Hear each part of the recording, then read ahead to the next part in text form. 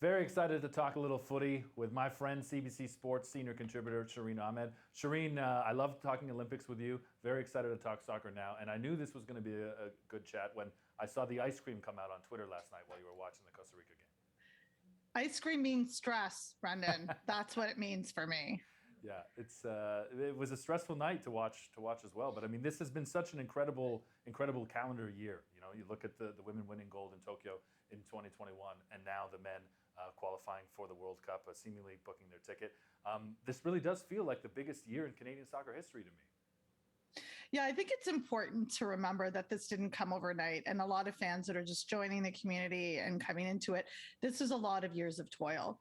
This is years of toil. And this is years of, women, you could say, laying the foundation of this type of attention for the men. And quite frankly, and I'll be very honest here, I haven't paid attention to the men since I haven't paid attention to the men since Craig was wearing a kit.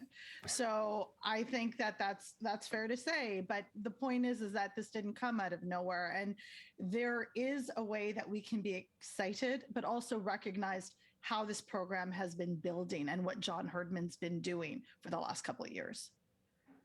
One thing too is, Shireen, I mean, yes, it's no doubt for me the biggest year for Canadian soccer right across the board. But, where do you see Canadian soccer in 4 or 5 years from now? Where do you see the women's program? Can they keep pace? It's the fastest growing part of the game, unlike anything else. So other countries are going to, be competing and catching up to the Canadians women's team.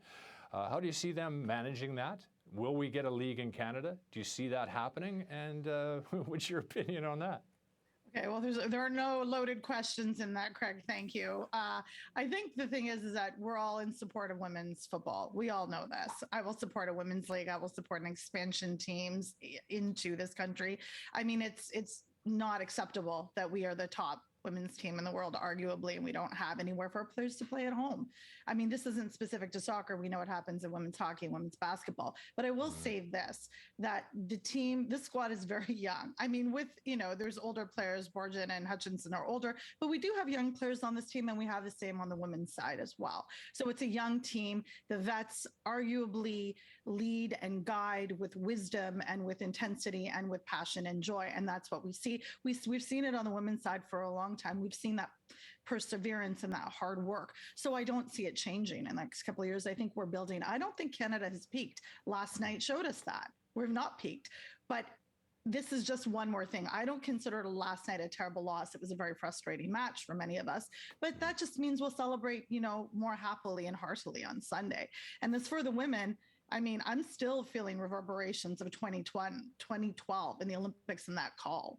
So I still felt that, even though it was retribution 10 years later, sometimes it takes a while. And let's not forget, football doesn't work for us on our schedule. It works on its own. And then we have to be patient with that, and it pays off. Mm-hmm. It's also on all the time, which means we have to work all the time, which I'm not complaining about, but I mean, that is the reality of football, is it not? Hey, big picture, 2026, co-hosting the World Cup with the United States and Mexico. That was kind of supposed to be the real turning point, the real spotlight moment for the game in this country. But winning gold at the Olympics in 2021, the men's team qualifying, I feel like it's really fast-tracked that. What do you think that the state of the game, where will the game be in this country come 2026 now?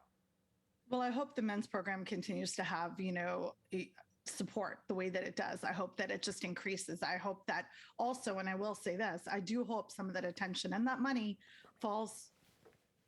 Sorry, I do hope that attention and that money falls to the women's program. I think that's really important. I think we've said it, and Diana Matheson, who has, been a very, very loud voice about this, is that I really do feel that some of the money coming into Canada and to Canada soccer should be allocated for programs, should be, used to market and find sponsors to promote it. I think we need to talk about equal pay here, and it's not too early to have that conversation. I think that conversation time is now. We should be a country, particularly in CONCACAF, that's leading the way with pay equity between the teams. I mean, what else do the women need to do here? And there is recognition from the men's side. There is an understanding. I mean, isn't their dream to accomplish what the women have in so many ways?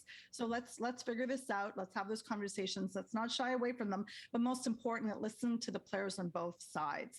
Let's listen to what they're saying. Let's figure out a plan to put them and everything first. And I believe that because the fans are there. They're not going anywhere. We're all here. Media is there. We'll report. We'll do what we need to do. We'll have these conversations.